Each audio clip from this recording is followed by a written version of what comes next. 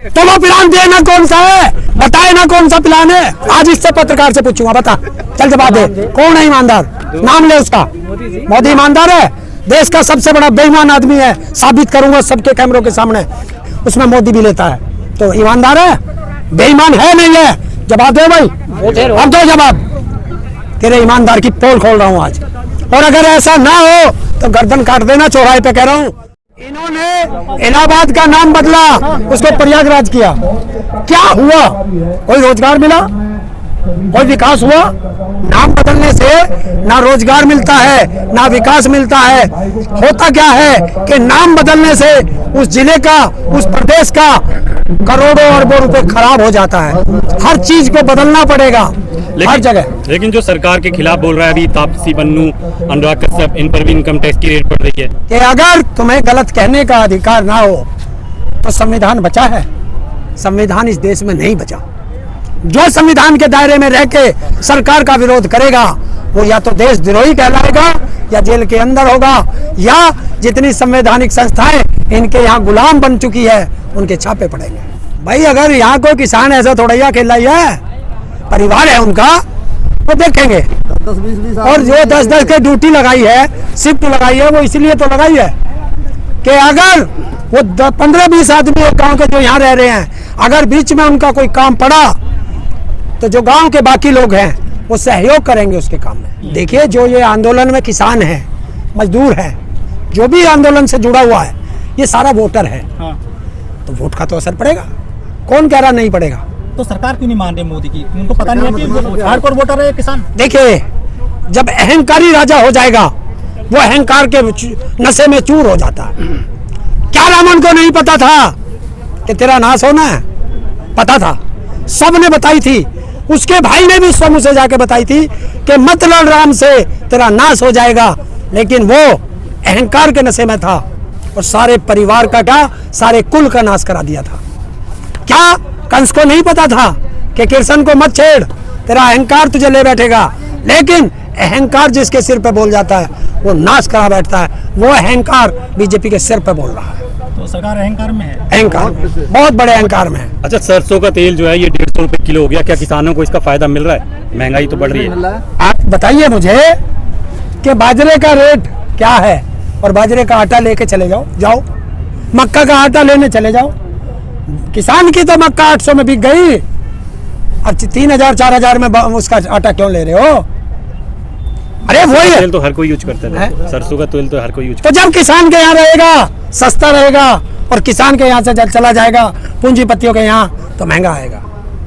तो वो महंगा किसान को नहीं मिलता। जब किसान का आलू, अब किसान का आलू आया है, क्या रेट है? 4-5 रुपए किलो है। और यही आलू जब पूंजीपति के यहाँ चला जाएगा, यही आपको 30-40-50 रुपए किलो मिलता है। तो ये असर है। यही हमारा गेहूं जो 1200, 1400, 1500 में बिका है, जब रामदेव के यहाँ चला गया तो क्या रेट में लाते हो? है क्या घर बनता है? रामदेव तो कहता शुद्ध देसी है, सेहत बनाओ। क्यों हमारे यहाँ में कौन सी मिलावट आ गई थी? क्या पाकिस्तान की मिलावट आ गई थी? अरे हमारा ही तो गेहूं है, उसे ही खरीद के पैकेट में भरता है। आपको समझ में नहीं आता इसलिए महंगा हो जाता है, इसलिए तो बोलता है। अरे हमें समझ में आता है, पर क्या करें, हम कर्जे में इतना दबे हुए हैं कि हम उसका स्टॉक नहीं कर सकते। हरेंद्र जी, आजकल वैक्सीन लगाई जा रही है, टीका लग रहा है कोरोना, आपने क्यों नहीं लगवाया? लगवा लिया आपने? ना, कोई लगवाएगा? मेरा नंबर ही ना आया, तेरा नंबर आ गया। मेरी तो इतनी उम्र नहीं है ना अभी। तो मेरी कौन सी उम्र है? आप तो उस पे अधेड़ में हो गए। कहाँ हो गया अधेड़ में? अधेड़ में सरकार। तो आप टीका नहीं लगवाओगे? देखिए, किसान और घोड़ा कभी बुढ़ा नहीं होता, ध्यान रख लेना। घोड़े हम। ये बताओ, किसान के तो किसान मान कौन रहा है? क्या किससे कह रहा हूँ मैं? तू मुझे किसान मान ले। मैंने किसी से कहा है कि तू मुझे किसान मान है? मैं किसान हूँ, ये मुझे पता है। ये किसान है, वो इसको पता है। बिल्कुल जानकारी। ये किसान है, इसको पता है। किसान शब्द की परिभाषा क्या है? किसान शब्द की परिभाषा है कि जो खेती करता है। ये नहीं मेरे पास जमीन है, नहीं, अगर मैंने इसकी जमीन किराए पे लेकर के मैं खेती कर रहा हूँ तो मैं भी किसान हूँ। तो इस तरीके से जो खेती करता है वो किसान है। अरे उससे भी पूछ ले, वे योगी और मोदी खेतों में छोड़ रखे, वो खेतों खा रहे हैं, उसे दे जवाब। वो सारे दिन भर किसान काम करता है और रात को अपने खेत बचाने के लिए उन बिचारों को, गायों को भगाता है। यार दुगनी करने का प्लान है तो प्लान क्यों नहीं तो वो प्लान देना कौन सा है, बताए ना कौन सा प्लान है। बस मुंह से बोल दिया, बटर बटर बोल दिया कि हो गया किसान की आय दुगनी। इस देश में सारा नाश ही साधुओं ने करा है। बताइए, रामदेव वो आसाराम दाढ़ी बढ़ा के साधु बना था, कहाँ पड़ा? राम रहीम साधु बना था, कहाँ है? अभी वहाँ इधर उत्तर प्रदेश में साधु ने उस बेटी की शाम को 6 बजे मंदिर में, कहाँ है साधु? ये साधु नहीं है, साधु के भेष में स्वादु है। लेकिन जितने भी साधु हैं ये जेल में पड़े हैं, चाहे राम रहीम हो चाहे आसाराम हो, सबके यहाँ पर माथा टेका है मोदी, योगी और तुम्हारे अटल बिहारी वाजपेयी ने, सबने। तो जैसे जिसके संस्कार होंगे वो वैसा ही होगा, जिसका जैसा गुरु वैसे उसके चेले। अरे चेले भी अच्छे हैं, गुरु भी बहुत अच्छा ज्ञानी आदमी। पापा ऐसे बोल रहा, पूरा देश कौन है ज्ञानी? मोदी जी। कौन से स्कूल में पढ़ा?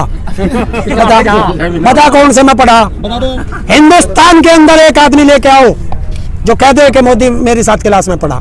तेरी साथ तो पढ़े होंगे। मोदी बताए ना किसके साथ पढ़ा, बताए ना। ये फर्जी रहा के यहाँ बात करते हो पुरानी बात। हरेंद्र जी, 100 लीटर पेट्रोल हो गया है करीब करीब। हाँ। लेकिन जो लोग हैं, जो मोदी भक्त हैं या जो बीजेपी के अच्छे भक्त हैं, वो कह रहे हैं कि हम चाहे 200 हो जाए पेट्रोल इसी रेट खरीद लेंगे, लेकिन सरकार मजबूत हाथों में है, देश तरक्की कर रहा है। आपको भी लगता है क्या? हाँ बिल्कुल, देश तरक्की कर रहा है। देश में जो है सारा तो देश बिक गया और जिनका वो भक्त है उनके घर बिकने बाकी हैं। एक दिन वो रोएंगे। कारण है कि जिस दिन अंधभक्ति का चश्मा उतरेगा उस दिन देश बिक चुका होगा, देश लूट चुका होगा, गुलाम बन चुके होंगे, फिर वो उनके बचने का कोई चारा नहीं बचेगा। ये देश का बहुत बड़ा दुर्भाग्य है कि क्या बचा है देश में। पिछली सरकारें देश के बढ़ा करके गई है, कुछ भी बढ़ाया हो देश की संपत्ति को बढ़ा करके गई है, और जिस दिन से ये आया है सिर्फ देश को बेचने पे लगा है। मोदी जी का तो नारा है कि हम देश बिकने नहीं देंगे, झुकने नहीं देंगे। आप कैसे बात करते? बिल्कुल, ना देश बिकने देगा ना झुकने देगा, अकेला खुद बेच के जाएगा और अपने गुजराती भाइयों के चरणों में झुका के जाएगा। देखिए, मोदी गुजराती, अमित शाह गुजराती, और ये अडानी गुजराती, अंबानी गुजराती, और जितने देश का माल लेकर के भागे हैं सारे गुजराती। कौन सा ईमानदार है? बता कौन सा? आज इससे पत्रकार से पूछूंगा, बता, चल जवाब दे, कौन है ईमानदार? नाम ले उसका। मोदी ईमानदार है? देश का सबसे बड़ा बेईमान आदमी है, साबित करूंगा सबके कैमरों के सामने। और अगर मैं गलत कह रहा हूं तो तुम ही जवाब देना, लेकिन जवाब जो पूछता रहूं बोलते रहना। तुम्हारा फोन है, अनलिमिटेड बात करने के लिए, अनलिमिटेड डाटा के लिए कितने रुपए लगते हैं? बोल, जवाब दे। 399 एक महीने का। बस एक आदमी को कितने फोन चाहिए? 1 2 चाहिए, 5 चाहिए, 5 में कितना हो गया? 4 पंजे 20, 2000 रुपए। कोई सा सांसद बता देश का एक भी सांसद बता 15,000 रुपए पर मंथ फोन का लेता है, उसमें मोदी भी लेता है। तो ईमानदार है? बेईमान है नहीं है? जवाब दे भाई, अब दो जवाब। तेरे ईमानदार की पोल खोल रहा हूं आज, और अगर ऐसा ना हो तो गर्दन काट देना, चौराहे पे कह रहा हूं। अगर कोई माइका लाल हो उसका खत्ता उठा के देख लेना। हो जाएगी किस पे? मेरे पे? राशन कार्ड नहीं तो काहे पे बाबा जी के ठुल्लू पे छापा पड़ेगा? भारतीय आप हो या नहीं ये भी बता दो। पक्का इंडियन हूँ, देशभक्त हूँ, इनकी तरह गद्दार नहीं हूँ। इंडियन तो अंग्रेजी हो गया ना, भारतीय। पक्का भारतीय है। अरे वो अंग्रेजी समझते कहीं है। कौन है सभ्य? जो आसाराम का चेला हो वो सभ्य हो नहीं सकता। वो तो बाबा है, लोग उनके पास जाते हैं। किसका? बाबा। कौन है बाबा? कौन है? आसाराम। हाँ, तो वो देशभक्ति में जेल में पक्का देशभक्त जेल में गया। बच्चियों के साथ जो करता हो उसे बाबा कहना, अपनी जुबान भी गंदी करना।